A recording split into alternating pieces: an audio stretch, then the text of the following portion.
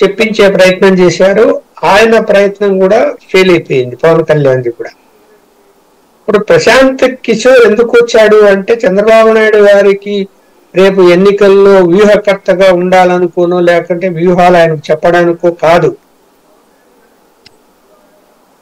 అనేక అంశాలని ఇదిగో రాబోయేటువంటి పరిణామాలు ఇలా ఉంటాయి, బీజేపీతో పొత్తు లేకుండా ఉంటే నీకు ఇలాంటి ఇబ్బందులు వస్తాయి, పొత్తు ఉంటే ఇలాంటి పరిస్థితులు వస్తాయి, అవతల జగన్మోహన్ రెడ్డి గారి విషయంలో ఏదైనా నువ్వు పొరపాటు చేస్తే గనక ఇబ్బందులు పాలవుతావు అని కొన్ని అంశాలు ఏవైతే ఉన్నాయంటే నేను కొన్ని నాకు తెలిసినా కూడా నేను అట్లా ఓపెన్ గా చెప్పడానికి లేదు, ఇప్పుడు అవకాశం లేదు. ఎందుకంటే చాలా విషయాలు కోర్టుల్లో కేసులు ఉన్నాయి కాబట్టి.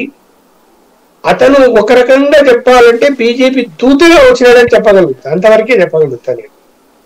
అది తర్వాత ఇప్పుడు ఏం జరుగుతుంది అన్నది ఇంకా ఎక్కువ రోజులు లేదు, ఓన్లీ ఒక వారం లోపలనే కేంద్ర బీజేపీ నాయకత్వం ఒక విధి విధానాన్ని నిర్ణయించేస్తుంది. అందులో రాష్ట్ర కమిటీ పాత్ర అంటూ ఏమీ లేదు.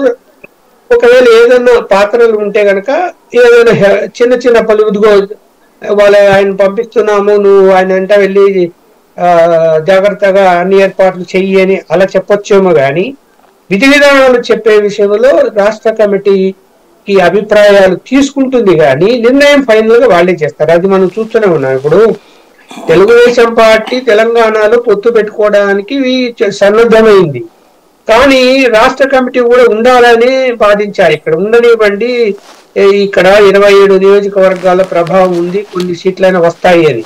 కానీ సీట్లు పోయినా పర్వాలేదు, మనకు అవసరం లేదు అని చెప్పి పొత్తును కేంద్ర నాయకత్వం తిరస్కరించింది టోటల్ గా.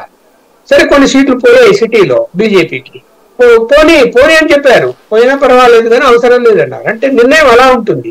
రేపొద్దున ఆంధ్రప్రదేశ్ లో కూడా అలాంటి నిర్ణయమే తీసుకునేటువంటి వాతావరణం కనిపిస్తూ ఉంది.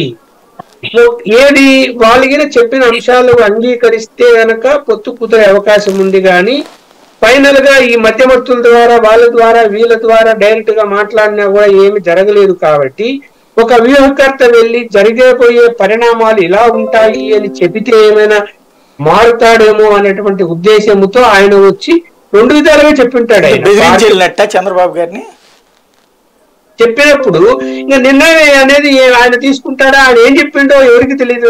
వాళ్ళు అబ్బా కొడుకు అంటే తండ్రి కొడుకు పీకే ముగ్గురు కూర్చొని మాట్లాడుకున్నారు. నాలుగో వాళ్ళకి ఎవరికి ఆ విషయం తెలియదు. కాబట్టి మనం ఊహించి ఏం చెప్పలేము. చెప్పండి సార్. ఇక్కడ ఒక చిన్న కాంట్రడిక్షన్ ఏంటంటే, లక్ష్మణ్ గారిని ఆయన అభిప్రాయాన్ని నేను ఖచ్చితంగా గౌరవిస్తాను. ఇక్కడ ఒకటి ఏమిటంటే, అంతా బయట స్పెక్యులేషన్ ఏం జరుగుతుంది, ప్రశాంత్ కిషోర్ బీజేపీకి వ్యతిరేకంగా ఉన్నాడు అనేటువంటిది ఇప్పటి వరకు ఉన్న సమాచారం. ఆయన ఇండియా కూటమి తరఫున వచ్చి ఇండియా కూటమిలో చేరమని చంద్రబాబు నాయుడు అడుగుతున్నాడు, అందుకే మధ్యవర్తిత్వం వహించాడు.